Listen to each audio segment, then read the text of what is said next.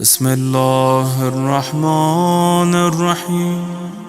بسم اللہ الرحمن الرحیم. الحمدللہ رب العالمین وصلی اللہ علی محمد وآلہ الطاہرین ولعنۃ اللہ علی اعدائهم اجمعین الی قیام یوم الدین. سب سے پہلے ہم توجہ دلائیں کہ تمام ادیان اور مذاہب کا احترام ہے اور جو اختلافات ہیں انہیں علمی طریقے سے ڈسکس کرنا چاہیے. مذہب اور دین اور نظریات کی بنیاد پر کسی کی بھی جان، مال، عزت اور آبرو کو خطرے میں نہیں ڈالا جا سکتا، کسی کو بھی قتل نہیں کیا جا سکتا. خصوصاً مذاہب اسلامی میں جتنے بھی مذاہب ہیں یہ سب ہمارے بھائی ہیں اور ان سب کی جان و مال اور عزت و آبرو کا احترام ہے. کسی کو بھی ہم نہ قتل کر سکتے ہیں نہ نقصان پہنچا سکتے ہیں. لیکن کیونکہ صدیوں میں ہمیں لاکھوں کی تعداد میں قتل کیا گیا مختلف تہمتیں لگا کے، اور ان میں سے ایک تہمت ہے کہ شیعہ اصحاب کو نہیں مانتے، جبکہ ایسا نہیں ہے. ہم اصحاب پر اپنی جانیں قربان کرتے ہیں، لیکن ہم یہ کہتے ہیں کہ تمام اصحاب اچھے نہیں تھے، ان میں کچھ اچھے بھی تھے اور کچھ برے بھی تھے. اور یہی نظریہ اہل سنت کا بھی ہے، لیکن وہ یہ چاہتے ہیں کہ اس نظریے کو پبلک تک نہ پہنچنے دیا جائے، کیونکہ پبلک جب تحقیق کرے گی تو بقول ان کے کہ وہ اور اصحاب سے بھی بدظن ہو جائیں گے. نتیجہ یہ ہوگا کہ وہ اہل بیت کی جانب آ جائیں گے، اور اہل بیت کی جانب آنے کے معنی یہ ہے کہ وہ شیعہ ہو جائیں گے. لہٰذا ایک جملہ مشہور ہے کہ اصحاب کی جنگوں، اختلافات، قتال اور مشاجرات کو بیان کرنا حرام ہے. اور کتنے سادے یا احمق ہیں یہ لوگ کہ جو یہ بات کرتے ہیں لیکن اسی بات کے دوران قتال، جنگوں، مشاجرات اور نفرتوں کا خود بخود ذکر کرتے ہیں کہ یہ سب کچھ تھا، لیکن ذکر نہیں کرنا چاہیے. یہ جو پاکستان میں شور کیا جا رہا ہے یہ اسی وجہ سے کیا جا رہا ہے کہ نئی نسل مجرم قسم کے اصحاب کے جرائم سے آشنا نہ ہو. ہم گفتگو کر رہے ہیں آج ایک شخص کے بارے میں کہ جو معاویہ کا ایک جرنل تھا، یا بالفاظ دیگر ایک دہشت گرد اور جلاد تھا، کہ جسے معاویہ نے کام سونپا تھا مولا امیر المؤمنین کے طرفداروں کو قتل کرنے کا. اور اس شخص نے عالم اسلام میں سب سے پہلے مسلمان خواتین کو ان کی پنڈلیاں تک کھول کے، یعنی تقریباً نیم برہنہ کر کے بازاروں میں بیچا اور بچوں کو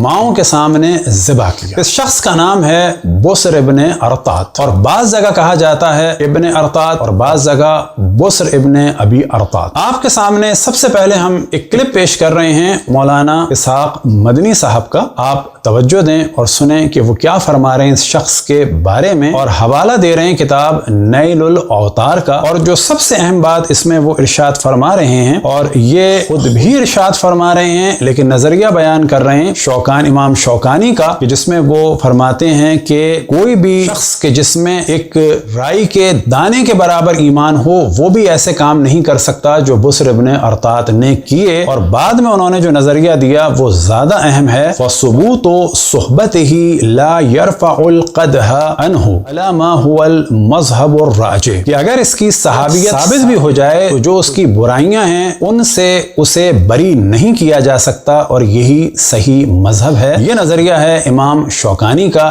یہی نظریہ ہے اسحاق مدنی صاحب کا، اور یہی نظریہ ہے مذہب حق اہل بیت کے چاہنے والوں کا. تو اب آپ سماعت فرمائیں اسحاق مدنی صاحب کی ویڈیو کا کلپ. اب آپ کے سامنے ہم دوسری ویڈیو پیش کر رہے ہیں، اور یہ انڈیا کے مشہور و معروف عالم دین مولانا سلمان ندوی صاحب کی گفتگو ہے، کہ جس میں 4 اصحاب کا یہ نام لے رہے ہیں، ان کے جرائم کا ذکر کر رہے ہیں، کہ جن میں سے 2 کی جانب ہم توجہ دلا دیں کیونکہ پبلک زیادہ ان سے اور ان کے جرائم سے آشنا ہے. ان میں سے ایک ہے معاویہ ابن حدیج. یہ مصر میں معاویہ کا گورنر تھا اور یہ بھی جلاد تھا، یہ بھی سو کالڈ صحابی تھا. اسی نے حضرت ابوبکر کے فرزند جناب حضرت محمد ابن ابو بکر کو معاویہ کے کہنے سے قتل کر کے گدھے کی کھال میں ابھی دم بھی نہیں نکلا تھا تو اس میں ڈلوا کر جلوا دیا تھا. یہ تھا معاویہ ابن حدیج. اب انہی 4 میں سے ایک نام لیا مولانا سلمان ندوی صاحب نے، بسر ابن ارطات کا. اب آپ ان کا ویڈیو کلپ سماعت فرمائیں. اس پہ آپ لکھا ہوا دیکھ رہے ہیں، یہ نواسب نے اور خوارج نے ان کو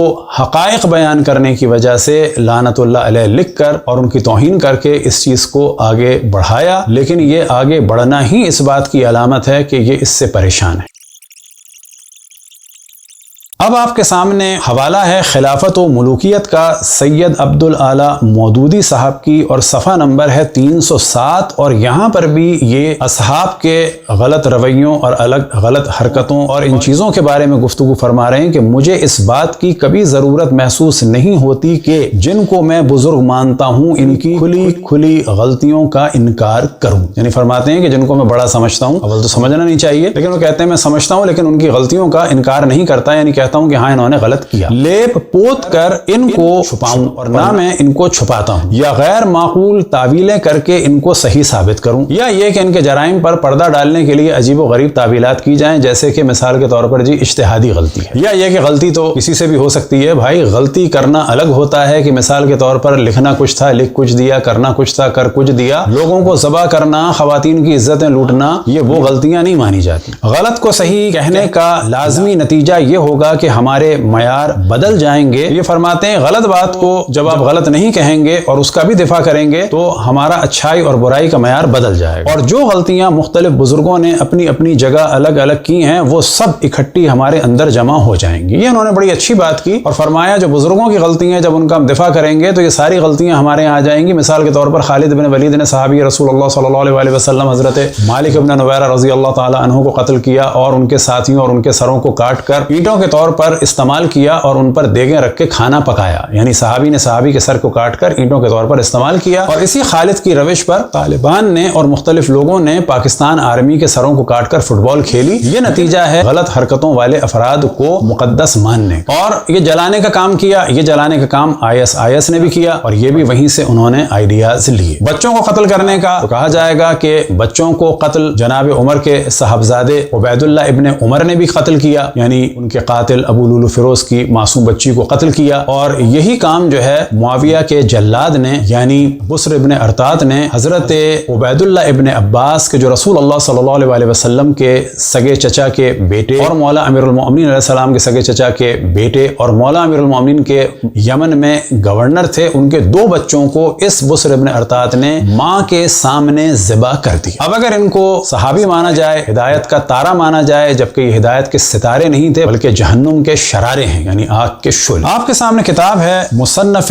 ابن ابی شیبہ اور جلد نمبر ہے 11 اور نمبر ہے 666 اور 667، حدیث نمبر ہے 38771، اور عربی میں جو ہم نے ہائی لائٹ کیا ہے اوپر تو وہاں پر آپ دیکھیں لکھا ہے یوم العورہ یعنی عورت کا دن. عورت کہتے ہیں شرمگاہ کو اور پردے. اب یہ کیا معاملہ ہے، یوم العورہ کیا ہے؟ تو یہاں پر حضرت ابو رباب اور ان کے ساتھی سے روایت ہے کہ انہوں نے حضرت ابو ذر کو دعا مانگتے ہوئے سنا. فرمایا کہ ہم نے عرض کیا ہم نے آپ کو دیکھا، آپ نے اس شہر میں نماز پڑھی، ہم نے اس سے زیادہ قیام، رکوع، سجدے کے اعتبار سے لمبی نماز نہیں دیکھی. جب آپ فارغ ہوئے تو آپ نے اپنے ہاتھ اٹھائے اور دعا مانگی اور یوم البلا اور یوم العورہ کے دن سے پناہ مانگی، اس کی کیا وجہ ہے؟ انہوں نے فرمایا ہاں جو چیز تمہارے لیے اجنبی ہے ہم تمہیں اس کی خبر دیتے ہیں. یوم البلا مصیبت کا دن، تو اس میں مسلمانوں کے 2 گروہ آپس میں لڑیں گے اور ایک دوسرے کو قتل کریں گے. اور یوم العورہ یعنی سطر کھولنے کا دن سے مراد یہ ہے کہ بلا شبہ مسلمان عورتیں قید کی جائیں گی اور ان کی پنڈلیوں کو کھولا جائے گا، اور ان میں سے جو کوئی موٹی پنڈلی والی ہوگی اسے موٹی پنڈلی کی وجہ سے خرید لیا جائے گا. میں نے اللہ سے دعا کی کہ مجھے یہ زمانہ نہ پائے اور تم دونوں اس زمانے کو پاؤ گے. راوی فرماتے ہیں کہ حضرت عثمان رضی اللہ عنہ کو شہید کر دیا گیا اور حضرت معاویہ نے بسر ابن ابی ارطات کو یمن بھیجا. انہوں نے مسلمان عورتوں کو قید کیا، پس ان عورتوں کو بازار میں بیچنے کے لیے کھڑا کر دیا. یہ سب مسلمان عورتیں مولا امیر المؤمنین کی طرفدار خواتین تھیں. اب اسی کا عربی حوالہ ہے المصنف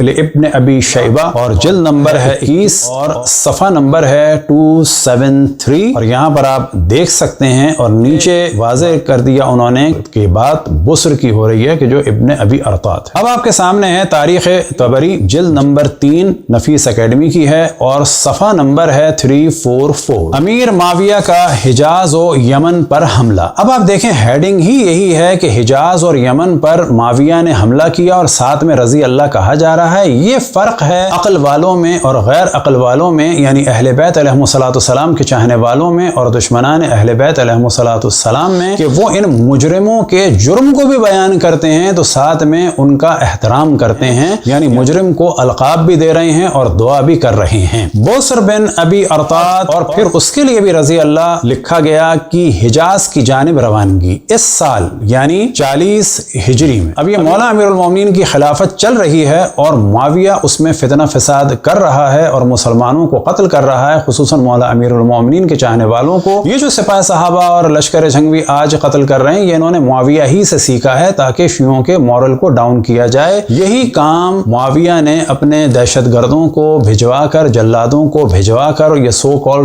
اصحاب تھے ان کو بھجوا کر اس زمانے میں مولا امیر المومنین پر حملے کروائے۔ اس سال امیر معاویہ نے بصر ابن ابی ارطاد کی ماتحتی میں 3000 جنگجو حجاز کی جانب روانہ کیے۔ اب اس کے بعد کیا ہوا؟ اس وقت مدینہ کے گورنر حضرت ابو ایوب انصاری تھے۔ ابو ایوب رضی اللہ عنہ ڈر کر بھاگ گئے اور کوفے حضرت علی رضی اللہ عنہ کے پاس پہنچ گئے۔ بصر ابن ابی ارطاد اور پھر اس کے لیے رضی اللہ لکھا جا رہا ہے لشکر لیے ہوئے مدینہ میں داخل ہوئے۔ اب آپ تصور کریں کہ یہ جو کہا جاتا ہے صحابہ آپس میں بڑے شیر شکر تھے، بڑی محبت تھی، یہ کہاں نظر آ رہا ہے؟ یہ صحابی داخل ہو رہا ہے اور ایک صحابی کے حکم سے داخل ہو رہا ہے مدینہ میں، یعنی معاویہ کے حکم سے، اور مدینہ والوں کو ڈرا رہا ہے۔ جو کام یزید نے کیا وہ معاویہ پہلے کر چکا تھا، ڈرا رہا ہے۔ اور جلیل القدر صحابی اور مسلم صحابی جناب حضرت ابو ایوب انصاری کو خوف کے عالم میں مدینہ سے نکلنا پڑ رہا ہے جبکہ وہ مولا امیر المومنین کے گورنر ہیں۔ اب یہاں آنے کے بعد اس نے ظاہر ہے کہ لوگوں کو ڈرایا، دھمکایا۔ راوی کہتا ہے کہ مدینہ میں ایک شخص نے بھی اس کا مقابلہ نہیں کیا، وہ منبر پر چڑھ کر اور چلا کر بولا، اے دینار، اے بخار، اے رزیق، میرا امام کہاں ہے؟ میرا امام کہاں ہے جس سے تم نے کل عہد کیا تھا؟ وہ کہاں ہے؟ یعنی عثمان۔ اس کے بعد کہا، اے اہل مدینہ، اگر معاویہ نے مجھ سے عہد نہ لیا ہوتا تو میں مدینہ کے ایک ایک بالغ کو قتل کر ڈالتا۔ پھر اس نے اہل مدینہ سے بیعت لی اور بنو سلمہ خاندان کے پاس کہلا بھیجا کہ تمہارے لیے میرے پاس کوئی امان نہیں اور نہ میں تم سے اس وقت تک بیعت لوں گا جب تک تم جابر ابن عبداللہ کو حاضر نہ کر دو رضی اللہ عنہ۔ یعنی یہ پورے خاندان کو دھمکی دے رہا ہے کہ جابر ابن عبداللہ انصاری کو میرے پاس حاضر کرو ورنہ نہ تو میں تمہاری بیعت قبول کروں گا اور نہ تمہارے لیے امان ہے، یعنی تمہارے پورے قوم قبیلے کو قتل کر دوں گا اگر جابر کو میرے سامنے پیش نہیں کیا۔ ابھی جابر کون ہے؟ رسول اللہ صلی اللہ علیہ وسلم کے قریبی ترین اور اہل بیت علیہ السلام کے اہم ترین چاہنے والوں میں سے۔ حضرت جابر ابن عبداللہ ام المؤمنین زوجہ رسول اللہ صلی اللہ علیہ وسلم حضرت ام سلمہ رضی اللہ عنہا کے پاس گئے اور ان سے عرض کیا، اے ام المؤمنین، آپ کی کیا رائے ہے؟ مجھے ڈر لگ رہا ہے کہ مجھے قتل کر دیا جائے گا اور یہ ظاہر ہے کہ یہ گمراہی کی بیعت ہے، یعنی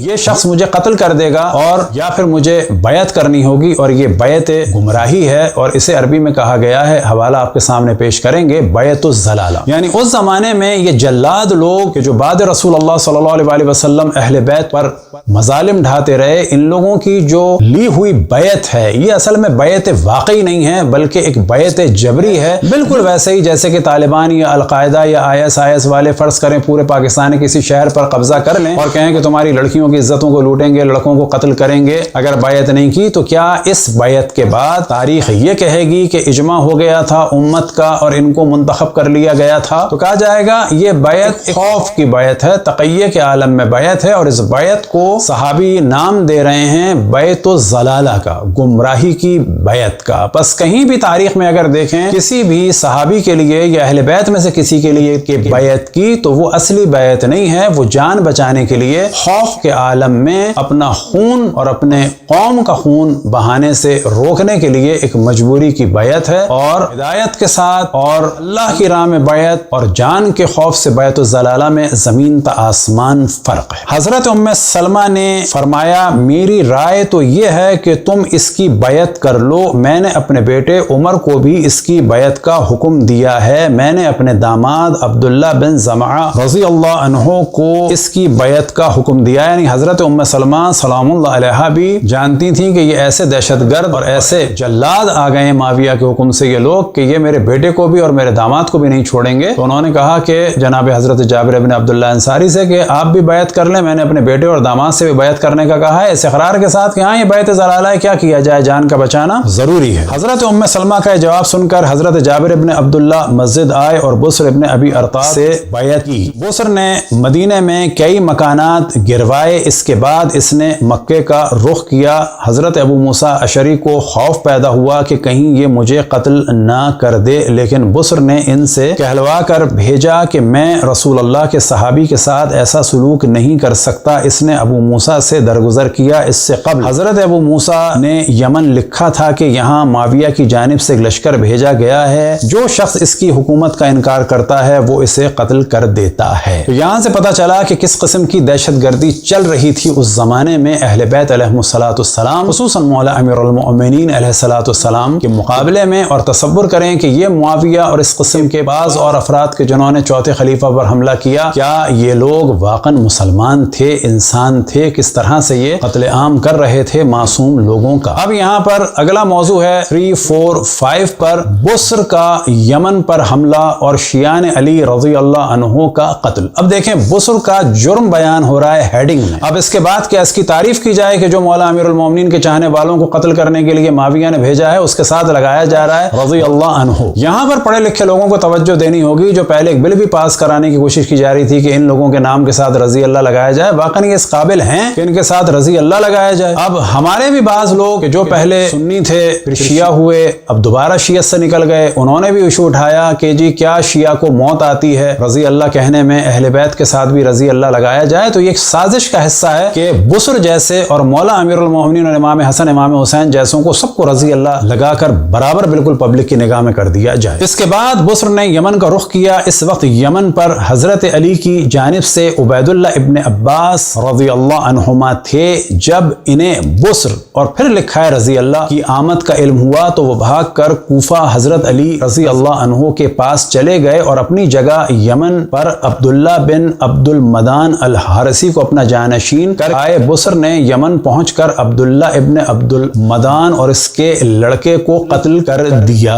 راہ میں بسر کو عبید اللہ ابن عباس رضی اللہ عنہما کے گھر والے ملے، جن میں عبید اللہ کے 2 بچے بھی تھے۔ اس نے ان دونوں بچوں کو ذبح کر دیا۔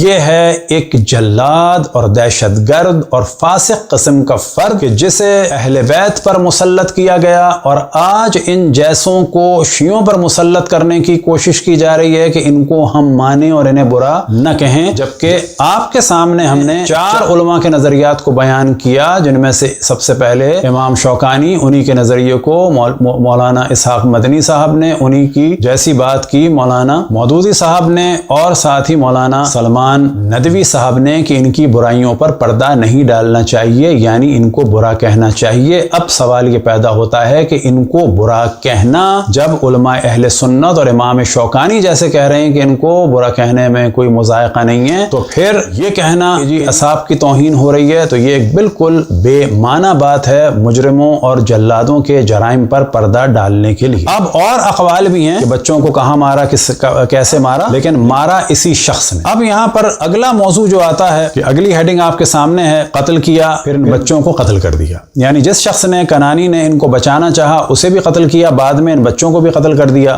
بچوں کا نام کیا تھا؟ ایک کا نام عبد الرحمن تھا اور دوسرے کا نام قسم تھا۔ بسر اور پھر رضی اللہ کہا جا رہا ہے نے یمن میں شیعان علی رضی اللہ عنہ میں سے ایک بڑی جماعت کو قتل کر دیا۔ ایک بڑی جماعت، ایک بہت بڑی تعداد جو مولا امیر المومنین کی طرفدار تھی، انہیں وہاں پر قتل کیا اور عورتوں کو کیا کیا؟ بازاروں میں لا کر بیچا۔ یہ ہیں ایسے لوگ کہ اگر ان کا احترام کیا جائے تو اسلام کا مذاق بنے گا۔ جاریہ رضی اللہ عنہ کا نجران کو آگ لگانا اور عثمانیوں کا قتل عام۔ اب یہاں پر یہ ہیڈنگ سے ایسا لگ رہا ہے جیسے کہ جی مولا امیر المومنین نے عثمانیوں کا قتل عام کرا دیا۔ نا، یہ وہ عثمانی ہیں جو بسر جیسے دہشت گردوں کے ساتھ آئے تھے اور نجران میں تھے، تو پھر ظاہر ہے ان سے جنگ ہوئی، بالکل ویسے ہی کہ جیسے پاکستان میں جب دہشت گردوں کو مارا جاتا ہے تو لوگ کہتے ہیں جی مسلمان مارے جا رہے ہیں، مجاہد مارے جا رہے ہیں، دیندار مارے جا رہے ہیں۔ البتہ یہ بڑی عجیب بات ہے کہ پاکستان آرمی دہشت گردوں کو مارے تو کہا جاتا ہے پاکستان آرمی دہشت گردوں کو مار رہی ہے، انہی دہشت گردوں کو اگر شام میں اور عراق میں مارا جائے تو کہتے ہیں کہ جی شیعہ سنیوں کو مار رہے ہیں۔ تو سوال یہ پیدا ہوگا انہی دہشت گردوں کو جب پاکستان میں مارا جاتا ہے تو کیا یہ کہا جاتا ہے کہ آرمی والے سنیوں کو مار رہے ہیں؟ نہیں، یہ کہا جاتا ہے پاکستان آرمی دہشت گردوں کو مار رہی ہے۔ تو بالکل اسی طریقے سے ان لوگوں کو مولا امیر المؤمنین علیہ السلام نے بھیجا اور بھیجنے کے بعد جو ہے ان سے مقابلہ کیا گیا۔ حضرت علی کو جب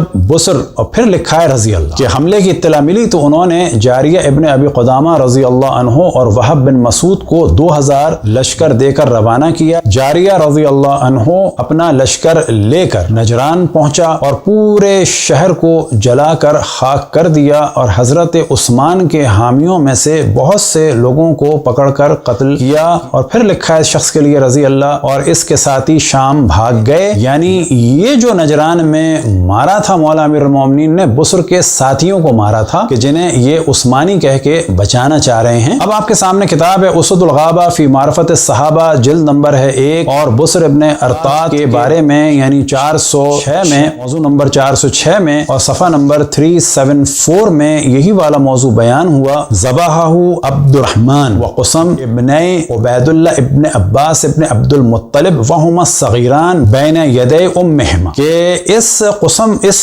بسر نے ذبح کر دیا عبد الرحمن کو اور قسم کو، جو یہ دونوں بچے تھے عبید اللہ ابن عباس ابن عبد المطلب کے، وہما صغیران یہ دونوں کے دونوں کم سن بچے تھے، ان کو ذبح کر دیا کن کے سامنے؟ بین یدی امہما، کہ ماں کے سامنے ان بچوں کو ذبح کر دیا۔ یہ ہے سیرت ان دہشت گرد قسم کے افراد۔ وکان معاویہ سیرہ الی الحجاز والیمن لیقتل شیعۃ علی ویأخذ البیعۃ لہ، کہ معاویہ نے اس شخص کو بھیجا تھا حجاز اور یمن تاکہ قتل کرے علی کے طرفداروں کو اور ان سے بیعت لے۔ فصار الی المدینہ ففعل بها افعالا شنیعۃ وصار الی الیمن، پھر اس کے بعد یہ مدینہ میں گیا، وہاں اس نے بہت بری حرکتیں کی اور اس کے بعد یہ یمن پہنچا۔ اب یہاں پر یہ موضوع ہے قال دارقطنی کہ بسر جو ہے وہ صحابی تھا لیکن بعد میں یہ صحیح راہ پر باقی نہیں رہ سکا، اور یہی بات ہم کرتے ہیں کہ کچھ لوگ تھے اس زمانے میں جنہوں نے دیکھ لیا 2 منٹ 10 منٹ یا ایک بات سن لی لیکن اب ان کو اتھارٹی نہیں مانا جا سکتا۔ اب آپ کے سامنے کتاب ہے الاستیاب فی معرفت الاصحاب،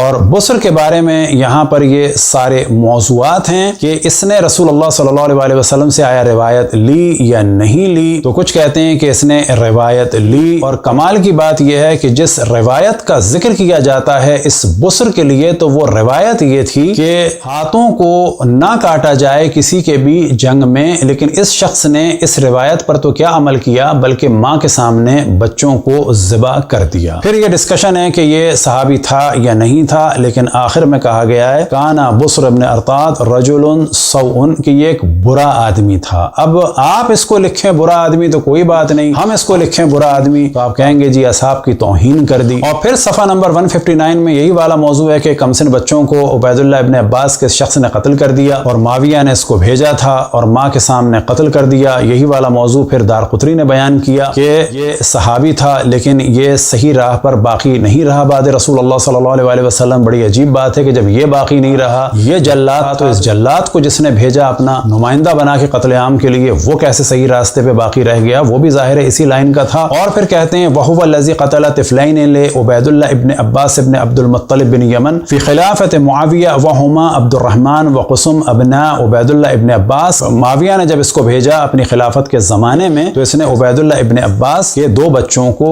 ذبح کر دیا۔ اور پھر یہی والا موضوع دوبارہ بیان ہوا پیج نمبر 160 میں، اور پھر اس کے بعد نیچے اگر آ جائیں لما وجہ معاویہ بسر ابن ارطاد الفہری لقتل شیعت علی رضی اللہ عنہ، کہ معاویہ نے اس شخص کو بھیجا ہی اس لیے تھا کہ علی کے شیعوں کو قتل کیا جائے۔ پھر اس کی جو فضیلت بیان ہو رہی ہے کہ یہ وہ شخص ہے کہ جس نے سب سے پہلے عالم اسلام میں خواتین کو کنیز بنایا اور ان کو بازاروں میں بیچا۔ اور پھر جناب حضرت ابو ذر کی روایت کا ذکر ہے اور آپ دیکھ سکتے ہیں یوم العورہ کا، اور پھر آخر میں جو ایرو بنا ہے وہ اما یوم العورہ فإن نساء من المسلمات لیسبین، کہ یوم العورہ وہ ہے کہ جس میں خواتین کو اسیر بنایا جائے گا، بازاروں میں بیچا جائے گا، ان کی ٹانگوں کو کھول کے دکھایا جائے گا، جن کی ٹانگیں اچھی ہوں گی ان کی زیادہ قیمت لگے گی۔ اب آپ کے سامنے ہے میراث الزمان فی تواریخ الاعیان، جلد نمبر ہے 6، اور یہاں پر بھی سن 40 کے واقعات میں یہی ہے کہ معاویہ نے بسر ابن ارطاد کو بھیجا 3000 کے لشکر کے ساتھ، اور جو اگلی ہیڈنگ ہے یہاں پر اصل موضوع آپ کو دکھانا تھا ہذہ